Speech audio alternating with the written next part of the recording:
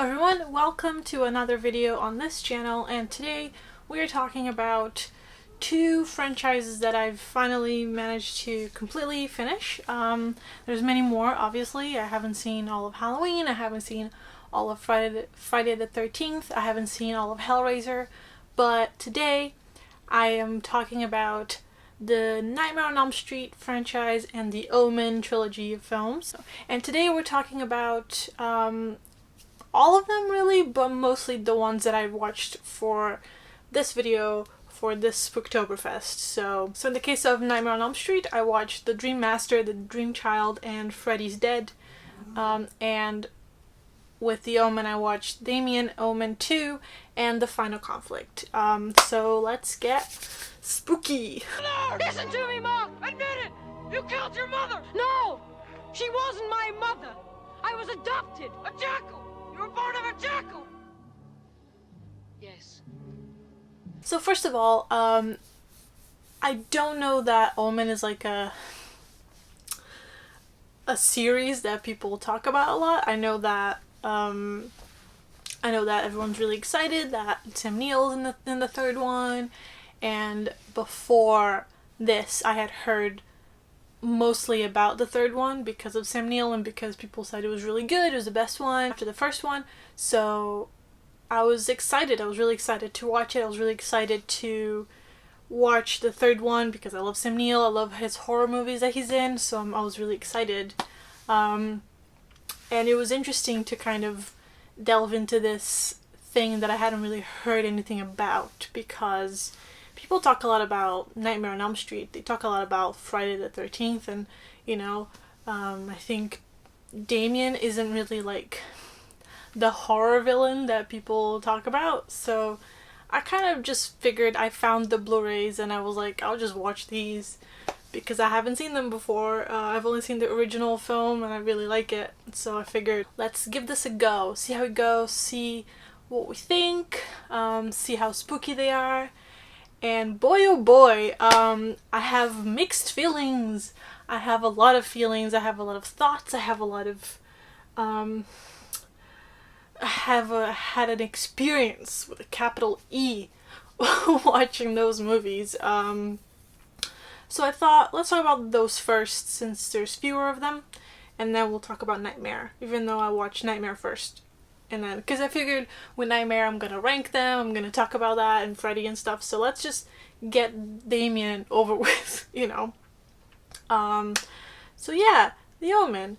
Omen 2, Omen 3, the life of Damien, the little kid who is the son of the jackal, who is a creepy little boy with dead eyes and it's terrifying. I kind of love horror movies with little kids, because little kids are terrifying me. I'm so scared of little kids. Like, I'm just so scared of those little girls with pigtails and they dress like grown-ups. I hate that. It scares the shit out of me. So the Omen is like proper the best for that, have a little murderous kid. Nothing's funnier to me than a movie where a little kid is a murderer. I think that's fucking hilarious. I think it's so interesting. It's so it's just the best. It's just the best to just watch a little kid with a knife or something. So I like the Omen a lot. I like the fact that it's kind of like The Exorcist, like they go to like Egypt or something and they have like these spooky supernatural things. I think the acting is really good. I think the little boy is really good. He looks terrifying. And I think there's some really cool deaths, like the guy gets speared right in the head. So it's hard to top that. I think that is just such a top movie. It's such a good movie. It's like quality filmmaking, compelling storytelling. So you would think that to follow that up, you would have to like make, or fail completely. So I think the second one, which is Damien, Omen 2, where Damien is, so it's 7 years later, Damien is 13, and he's living with his uncle, and it's like a whole thing. I honestly think that movie's so silly. It's like a slasher movie, but with the devil. It's like so many amazing deaths. It's got crows all over the place. It's got it's got a dummy being run over by a truck. It's just fantastic. It's got like Satan worshippers and a funny old man who gets buried in sand. It's got terrifying looking child. It's got prep school boys looking ridiculous. It's just great. I had such a good time. I absolutely had a great time watching it. We laughed. I was watching it with my boyfriend and we laughed. We just couldn't stop laughing. It was just so silly top to bottom. And I hadn't heard anything about this before. Like, no one had ever told me anything about Damien. I hadn't heard anything about this movie. I hadn't heard that it was silly, because you only hear about the third one because of Sam Neill. So I was like, this is great. This is just a fun time, you know? So I really enjoyed it. So going into the third one, I had high expectations because I was expecting, okay, it probably won't be as silly and schlocky as the second one. So it's likely will be a little bit silly, but quality, you know, and Sam Neill's gonna be great. Like, I was hoping for that camp, you know? Because I was like, okay, this is gone campy. I'm excited. And then, you know, got those pictures of Sam Neill wearing eyeliner. You know, I was excited. Like, I love In the Mouth of Madness. I love Event Horizon. I was just pumped. I was ready to go. So we put it on, and honestly, it was kind of a huge bummer. It was kind of a huge disappointment. And I have a feeling that the original screenplay wasn't intended to be an Omen movie. We kind of talked about that afterwards. Like, it felt like some guy wrote like a fantasy movie script, and then they were like, it sounds like it could be Damien, so they just threw Damien in there, and it totally sucked. Like, it starts out okay, you know, he starts out with like, alright, he's got that Satan thing, like he's waiting for, like he's getting for the second coming of Christ, and they're gonna go afterwards, and you think, okay, so it's gonna be Sam Neill versus Baby, very exciting. Would love to watch the Clash of the Titans, Sam Neill versus a newborn child, very exciting. But then it just becomes like a political drama where like he just keeps getting asked about this conflict in Egypt or whatever, and then he does a few speeches with some of his Satan worshipper people, but there's none of that like camp demon stuff. There's none of that Damien looks at like a person that's upsetting him and they immediately like start choking to death, and none of that like force choking business. There's none of that like ominous ravens. There's only like kind of a dog that's kind of scary looking, but like, I don't know, I like dogs, so I was like, that's a cute dog. You know, it wasn't as scary as an ominous raven and like a murder of crows just kind of watching you, like, oh, we're going to kill you by pecking you to death. Like the second one, this lady gets pecked to death by a bunch of crows, and then she gets run over by a truck and she becomes a dummy. It's fantastic. It's the best thing ever. And there's none of that in the third one, which I think means it's kind of a fail, right?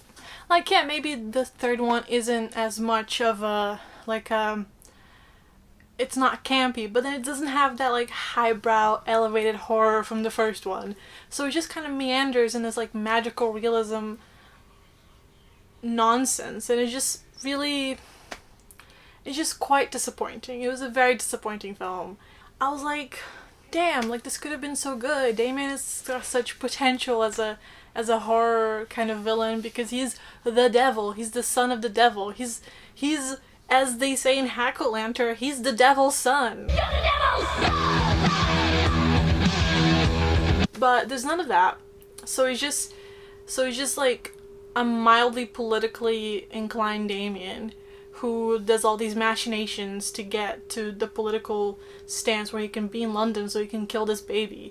And then he does like this Herod thing where he instates to his followers that we must kill all these babies, and then we don't even get a montage of all these babies being killed. Like, you gotta kill all these babies that were born on the 24th of March, so they say, okay, go kill all these babies. So we get like almost kind of a montage of some people like rolling up to frame and kind of like looking at babies funny and kind of like, oh, I'm gonna kill this baby, but then they never do, and that's like, that's so disappointing, because like, it's a film where I'm being told that the devil is threatened by this newborn baby and he wants to kill this newborn baby. And I remember being Catholic school and watching those like Catholic history movies where they're talking about the Bible, and there's montages of those Roman fuckers going and killing all these potential Jesuses. That's what I want from an Omen movie.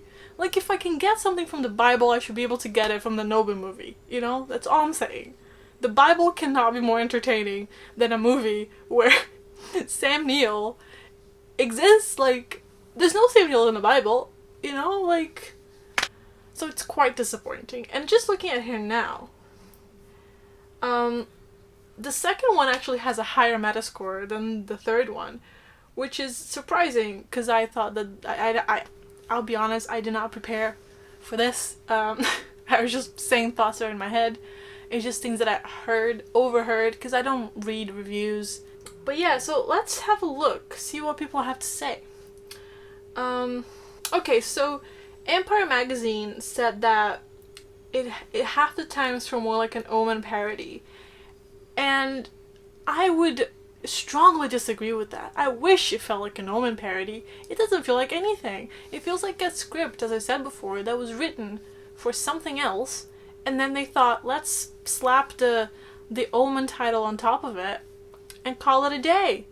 And it's so disappointing. I wish it'd been more like planned out. You know, it didn't feel like a natural progression from the previous one. So that was kind of unfortunate. So I would not recommend watching the final conflict, but but Damien the Omen 2 is just fantastic. It's so fucking funny. All the kills are great. There's a little old man at the beginning that gets killed in the best way possible. It's just fantastic. I really like the second one. It's definitely not as good filmmaking wise. Like, I think the third one is definitely competent filmmaking. It's just the ending is so terrible. Like, it's the worst ending ever. But it's competent filmmaking. The second one's kind of terrible. But I think it's charming. It's like a charming film because it looks ridiculous and the writing is just crazy and the actors are just all over the place, but it has that kind of Omen heart that I really appreciate, where you're just got this really menacing child, and I love that. I would definitely recommend watching the second one over the third one. The third one just a miss. Who cares? Sam Neill's in it, but like, go watch Event Horizon. That's a better movie. Go watch In the Mouth of Madness. Go watch anything. Go watch Jurassic Park. Go watch The Piano. Go watch Hunt for the Wilder People. Literally anything else other than the final conflict. Ugh. Anyway, moving on. We've talked enough about The Omen. I want to move on to Freddy. Let's get high. Let's talk about Freddy Krueger. In the films that explain to us his proper backstory, his evilness, all his stuff. So, as I said before, if you've been watching these and you watched the first one where I talked a bit about Nightmare on Elm Street, the second one's my favorite. I think the second one is the only film. It's the only film in the series that's completely unrelated to all the other ones. I think all of the other ones have like a thread going through them, which kind of is why I like it. I like that it doesn't feel like, oh hey, we have this character coming back. Like, that always kind of annoys me. It's like, it's a slasher movie. Just let it be a slasher movie with this guy that just pops up randomly, you know? Who cares? Who cares about Nancy? Who gives a shit about fucking Alice, you know? So, with that said, I didn't love those movies. So all three of these kind of totally end up at the latter half of my ranking of the Nightmare on Elm Street movies. There's some cool stuff, I think, in a lot of them in terms of, like, the thing about Nightmare movies is that the effects are always really fun. I think they always manage to really make the deaths count, because it is a dream monster. So if you don't make the deaths fun and different and unique, then it kind of defeats the purpose. Like, you need to have fun with Freddy's kills, because he can kill in any way that you could possibly imagine, and in ways that you couldn't even possibly imagine, because he's a dream monster. Like, he literally exists in the realm of the subconscious. He can tap into your greatest fears and you know, completely obliterate you because of it. So I think the best thing about the Freddy movies is that the deaths are always fantastic.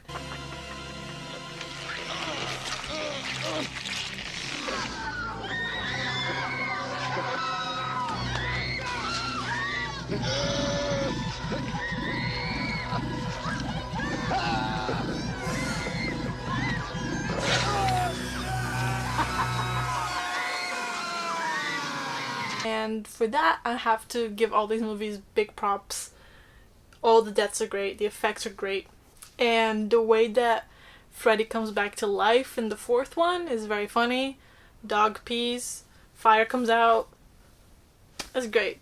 I guess it's like, it's meant to be like a play on like Hellhounds or something, but just as its own individual like visual, it's very funny to just see a dog pee out fire and then Freddy just comes out like, ah. I think though, while I do like the fourth one more than the fifth and the sixth movies, that's kind of where I stop really engaging with it, because I think it's very, it's like very cookie cutter. The whole movie just follows the same formula. It's like, this guy gets killed, and then he gets killed, and then she gets killed, and then they find out what happened, and then he gets killed, and then there's no surprise or shock to it. There's no like randomness to the kills. I think the second one, you get the randomness a lot more. It's like they don't just kill the characters that we know, they just kill random fucking people, and I like that. I think why I like the second one best is because it's not just the people we're invested with, because we're only invested in the main character, you know? So we don't really care about the other people. So it's fun to watch people just die, you know, just randomly. And it makes it more of a threat because it's not just something that's affecting 6 people. It's something that's affecting the whole town. It makes more sense, I think, to me, because like, not all these people live on Elm Street. It's like, I don't, like, clearly the logic of this film doesn't make sense. These films don't have like a set logic, because we are never really told who are the parents that went out there and like killed Freddy. So it's like, are all these people friends? Like, surely all these people should know each other. They go to the same school, so it really doesn't make any sense. So the fact that there's like that the girl who survived last after Dream Warriors, the fact that she's the last daughter of the last person that killed Freddy, the fact that when she dies she passes her powers to Alice, so she's able to pull people into her dreams. It's like, isn't the thing that it's like, surely when you think about Freddy, that's when he can attack you. Like, so it's not just magic dream stuff. It's like, it's very confusing. So the Freddy stuff doesn't really quite make sense, but that's fine. I don't really care about that. It's just that I wish that there was more randomness to the kills in the movies. But the Dream Master, basically, we are with, I don't remember their names anymore, but Tuesday Night, the actress, she's left over from Dream Warriors, the third movie. And her, Kincaid, and Joey, they're alive, and they all get picked out by Freddy and killed. And somehow, Tuesday Night's boyfriend, sister, is able to garner her power to pull people into her dream, so that after the girl dies, Alice is able to, you know, pull people into her own dream, and kind of, in that way, she gets all her friends killed, basically, and her brother. Her brother, who, by the way, is the most, like, discount Christian Slater I've ever seen. Like, they wanted him so bad for this movie, and then they couldn't get him, so they just got this guy, and they just dressed him like Heathers or like Pump Up the Volume or something. Like, this is, you look like this now, this is you in this movie, be cool. And like, this is an unsatisfactory Christian Slater experience. Anyway, So she's able to get all these powers, and then because of that, everyone dies because she keeps pulling people into her dreams, and it's like, you know, what? And as I said, I don't really care if things make sense or not in Freddy movies, because all the movies have kind of different rules. Like the thing that was meant to kill him in the first one, but that doesn't, is what kills him in the last one. So it's not really a series that makes a whole lot of sense, you know? So I think that's fine. I think that doesn't really matter, as long as the films are entertaining, as long as they're engaging, as long as the characters are interesting and they're just like fun kills. But honestly, I think for long stretches of time, the Dream Master is just kind of boring. Like the main character, Alice, she's meant to kind of lead the story. She's meant to be the person that carries the story forward, and she does it for 2 movies. For 2 movies, she's the main character. And she's such a wet napkin of a person. And it's like, I feel bad, because like, she's, you know, sure she's doing her best, but I was watching and just like, oh, this is so boring. Like, I don't care about you. Like, all your friends are so much more interesting than you are. And the second one that she's in, The Dream Child, I think is even worse. I think the story of the movie is far more interesting than her. I think there's so much more interesting stuff going on in the movie that when we're with her, it's like, I don't care about you, you know. And then we have to fucking deal with her dad, and like, oh, she's pregnant with her boyfriend's child, but her boyfriend's died. And Freddy's like tapping into the sleeping baby's dreams, and so it's like a whole thing, and it's very, there's something a little bit pro-life about the Dream Child. I think, like, they have this moment where her friend goes like, you know, you could just not have the baby, and she's like, no, out of the question. I am a poor 18-year-old whose boyfriend just died. My dad is an alcoholic and I don't have any prospects. I will raise this child all on my own. It's like, okay, this isn't, I don't know about that.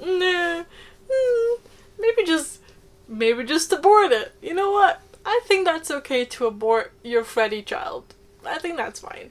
I guess it's a thing where any child she would ever have would have this issue, but I don't know, I think if you're 18 and you have no prospects and you have no father, and your own father is an alcoholic and can't really help you, just get an abortion. Like, you know, it's not a baby yet, it's just a clump of cells. But then we already gave the baby a name, so it's like, we've already seen the fetus as like a child, so it's like, the film already recognizes it as a human. Anyway, whatever, this isn't, I'm not talking about that right here. This isn't the appropriate forum for this kind of discussion, but the point is that Alice is a main character for 2 of the movies, and she was gonna be related to the 3rd one as well, so I'm talking about obviously the 4th, 5th, and 6th film, but she was gonna be related to the 6th one because the John Doe character in the 3rd movie, so the kid, the last teenager in Springwood, was going to be her son, Jacob. But I think they changed that when they couldn't secure the actress Lisa Wilcox, when they couldn't secure her to come back for the movie. But then that would have been 3 movies that were about Alice. And it's like, if you're gonna invest so much time on this character, make her a little bit more interesting, you know? Because she's meant to be like this person who is like, she's like a blank canvas, because she doesn't really have anything except the belief that you can change your dreams. And she's kind of like a wallflower of a character, you know, and all her friends love her, even though she's just really bland. And she doesn't seem to have a lot of friends of her own. Everyone seems to be friends with people around her. But yeah, so she has all these, like, so she's kind of a wallflower character, and every time one of her friends dies, she kind of absorbs their power. It's very weird. It's very like, so part of her power to get people into her dreams is to kind of get their powers, and powers isn't their strengths. Like, she's bold and she gets like physical strength, like her brother does like karate, so when he dies she's able to do karate in her dreams anyway, not in real life. And it's very like Matrix, you know.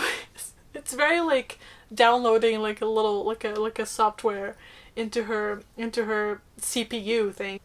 So yeah, so you have this character who's kind of lame, and then she ends up with Dan, who's also really lame. So they kill off all the interesting characters, because even though her brother is, you know, a discount Christian Slater, he's a poor man's Christian Slater, he's still more interesting than she is, you know, he's still a more engaging character just because the actor is a lot more dynamic. But there's not much to Alice. And in the second one, it's the same thing. You've got her friends, who was like, they're just new friends. I don't know where they came from. I don't know where they're going. I don't know who they are. Why, you know, they weren't in the previous one. So, you know, the continuity there is it's really bad. But again, these movies have never been the best at continuity. But I think if you're gonna continue the story, there should be a continuity to that world. If you're gonna continue the story, it should at least make sense, you know. And again, I guess I am nitpicking a little bit. It's just something that affected me when I was watching them, because I spent all this time thinking, what? And you don't want that. You don't want to be thinking, what's going on? And clearly they had a smaller budget on the fifth film, because it's all shot in studio sets. There's no like location shots. There's nothing really outside. It's all, and there's some cool stuff with the nun, and that's when we learn that Freddy's the son of 100 maniacs. You see the nun be like assaulted by all these maniacs, and you assume, oh yeah, that's when he was born, and you see all that, and it's fine, and all that stuff is like interesting, but all the stuff with the kids is kind of boring. And I guess the point of Nightmare on Elm Street movies is that the kids are kind of boring, so you're happy that they're dead, but surely the ones that survive, you want them to be interesting. Like in the first one, Nancy kind of becomes really strong and she becomes really cool, so you kind of enjoy her at the end. And Mark Patton in the second one's great, and I really like him, and I think there's a lot of depth to his character, and that's why you're happy that he survives in the end. And the third one, you've got the kids. Kincaid is great, and you're just with him the whole time. Kincaid's the best, you know, forever live Kincaid. There's none of that really in these three movies, which I think is kind of to the detriment of our enjoyment of the film, because you're like, I don't care if these kids live. You know, I don't give a shit about these kids. I'm kind of rooting for Freddy. And you don't want to be rooting for Freddy. You want to be rooting for the kids. If that's what the movie's gonna be. You want to be rooting for the heroes, you know. And moving on to the last one. So I think an issue people have with these films is that, oh, you keep adding on to Freddy's story. Oh, he killed all these kids, and then he's the son of 100 maniacs, and then there's a dream monster, and then this and that. It's like, I don't actually care. I think in order to maintain a franchise or a series alive, it's fine to keep adding stuff because you want to learn more about these characters and make sense. It's fine, I don't care. I don't care that Freddy had a daughter and that we're learning about her. That's fine, that's fine. The least they could have done is cast a more interesting actress, because this lady is fucking dead-eyed. She's giving me nothing. In the end of the movie, when she's meant to like be doing fighting and delivering one-liners, you're like, I don't care about you. I don't care about you. Like she's Freddy Krueger's daughter. Like, cast someone who's really out there, you know, someone who can really deliver.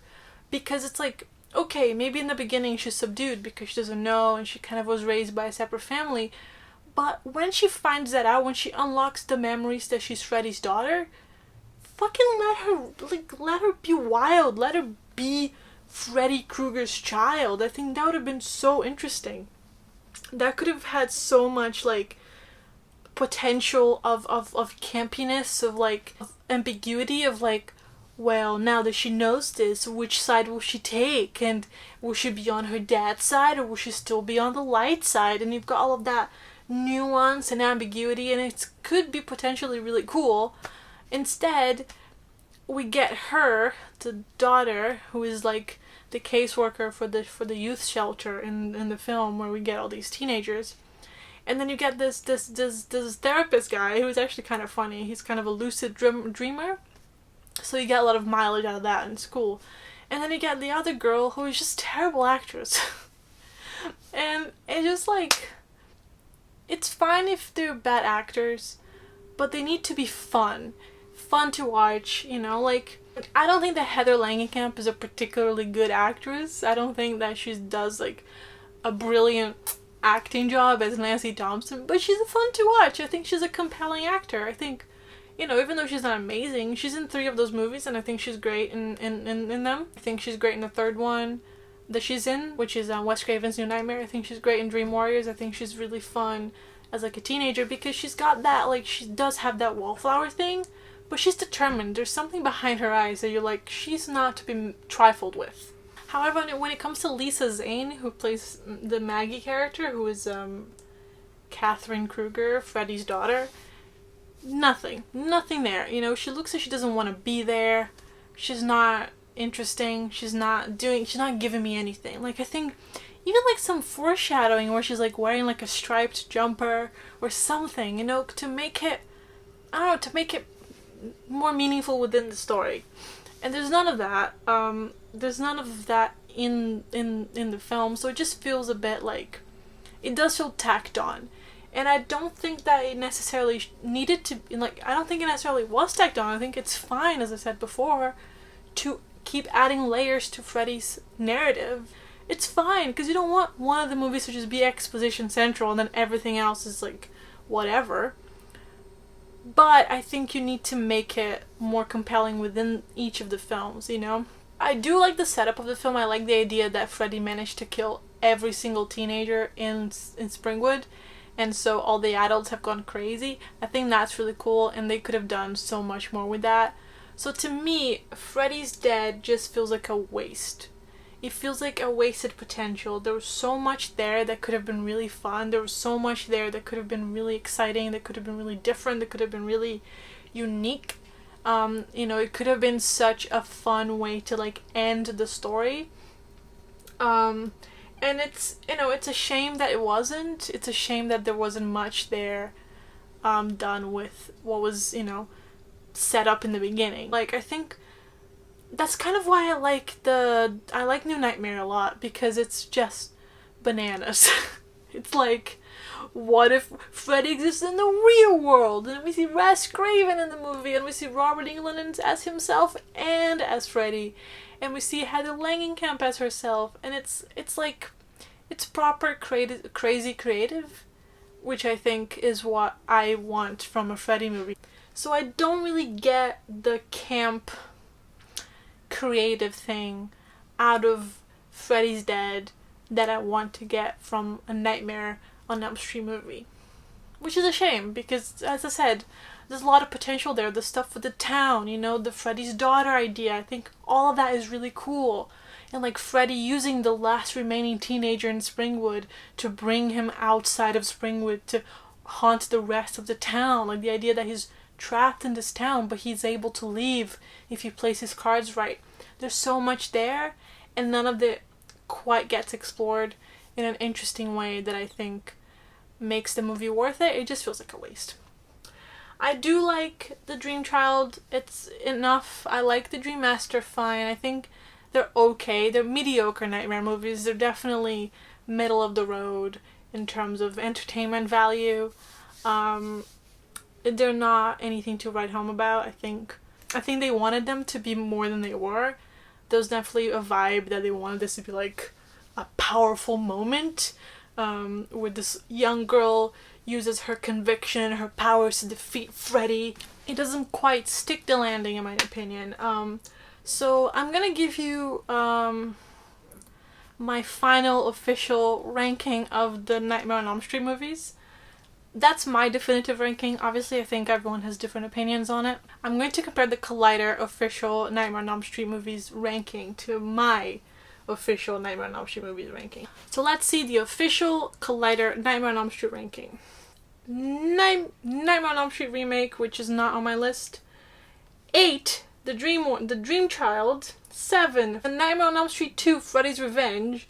6, Freddy's Dead, The Final Nightmare. 5, Freddy vs. Jason. 4, Nightmare on Elm Street 4, Dream Master. 3, Wes Craven's New Nightmare. 2, Nightmare on Elm Street 3, Dream Warriors. And 1, Nightmare on Elm Street. That is bananas. I could not disagree with this more. I can't believe that obviously taking out the remake, Freddy's Revenge is second last. That's bullshit. Who wrote this list? They should be fired. Oh, that is a terrible list. I disagree with that completely. I think my ranking is way more fun. So my official ranking, not anything to do with Collider's ranking. Collider can go stuff it. My official ranking of Nightmare on Elm Street movies, a definitive ranking for me as someone who is an avid supporter of Freddy's Revenge as a brilliant, underrated film. Number 8, Freddy vs. Jason. That movie's garbage. You're wrong. They say the F word way too much, and not the fuck one. 7, Freddy's Dead. The Final Nightmare. I think aside from the final credit sequence montage of R.I.P. Freddy, that movie doesn't have anything to offer. Screw it. It's too boring, and it's a waste of potential. 6, The Dream Child. It does have some cool stuff, but ultimately, I'm bored of Alice. I think Alice is a boring character. I think it's kind of a wasted story of Freddy. Again, wasted potential. 5, The Dream Master. It has some cool stuff in the beginning, it's got some cool stuff at the end, but the middle is just meandering and kind of boring. Not worth my time. Not worth your time. I mean, if you want to watch all of them, I think they're all worth your time, but you know, you could do a lot worse than this franchise. I think there's some cool stuff in every one of the movies, so there's that. Number 4, we have Wes Craven's New Nightmare. As I said before, I think that there's some really cool ideas, there's some really exciting special effects, there's some interesting stuff with Freddy as well. I think, you know, you could do a lot worse than the film about Freddy coming into the real world and haunting the makers of the film. I think that's really creative. Number 3, which might be a controversial opinion, but I don't think that necessarily, you know, I don't think that it's a bad thing to have controversial opinions when it comes to films, because it's not real, it's movies. Number 3, it's A Nightmare on Elm Street, the first one. I like Nancy, I like her friends. I just don't think that it's the best one. I think, you know, the other 2 movies are just a little bit better, and that's okay. I think it's a testament to how good the story of the world is that the films that followed the first one can be better. Number 2 is Nightmare on Elm Street 3, Dream Warriors. It's great, some really fun characters. I love Kincaid, I love Patricia Arquette, I love the setup of it. I love that it really like amplifies the idea of these teens have no help from outside and that Nancy is there to help them because she's been through it. I love that. And again, the dream stuff is fantastic. I love it, I love it, I love it. But my favorite Nightmare movie, because of its queerness, because of its effects, I think they have some of the most fun deaths of all the movies, because of its just wild concept of Freddy being like a possessor, which is the only time that really happens. Because of all that, I think Nightmare on Elm Street 2, Freddy's Revenge, is the best one. I love it. I think Mark Patton is like a completely underrated like scream queen. I love that he's the tethering force in that movie, the main character. I think he's very compelling. He's really, really sweet, but also like really his emotions are really real, I think. And the campiness of the film is really campy. It's really wild. It's great. I love the pool party scene. It's fantastic with the boiling pool and everyone like going crazy. Love it. I love it. I love it. It's a great film. It's my favorite, and I think it's crazy that that anyone would put that as last, you know? It's like completely wild to me. I really don't get it. So yeah, that's my final ranking, my definitive ranking of the Nightmare on Elm Street movies. What we really get from the Nightmare movies is laughter and comedy and campiness, and all of that I think makes them all worth it. Even the ones that I don't like, I think are still worth checking out because they're weird. They're really fun deaths. They're really exciting moments with Freddy. Freddy's always fantastic. You know, Robert Englund just owns that role so much. I don't think any actor has ever owned the role the way that Robert Englund owns Freddy, you know? So for that, I think every single one of those movies is worth checking out. I haven't seen the remake, but I don't think he's in it, so fuck that. Anyway, so that's my final review of the of the Nightmare on Elm Street movies and of the Omen. It was a fun, I think, couple nights checking out these like franchises, watching them, you know, like from beginning to end. And I had a good time. I think even the bad ones are still kind of fun to watch and kind of figure out why they made decisions, the actors and the script and the effects and stuff. It was still a really fun time. So, you know, it's always fun to watch horror movies. It's Halloween. Who cares? Anyway, thanks for watching. As I said before, the links are all down below for my social media, Letterboxd and stuff. Follow me on Letterboxd. Let me know what you think. What's your definitive ranking of the Nightmare on Elm Street movies? What's your favorite? What's your least favorite? What do you think of Freddy's Revenge? What do you think of New Nightmare? Let me know. And also, what's your ranking of the Omen movies? Like, do you like The Final Conflict? Are you the only person on the planet that likes that movie? Let me know. I'll leave you to it. I'll come back next time with more of my Spooktober watch list. And thanks so much for watching. Bye! Please, God. This is God.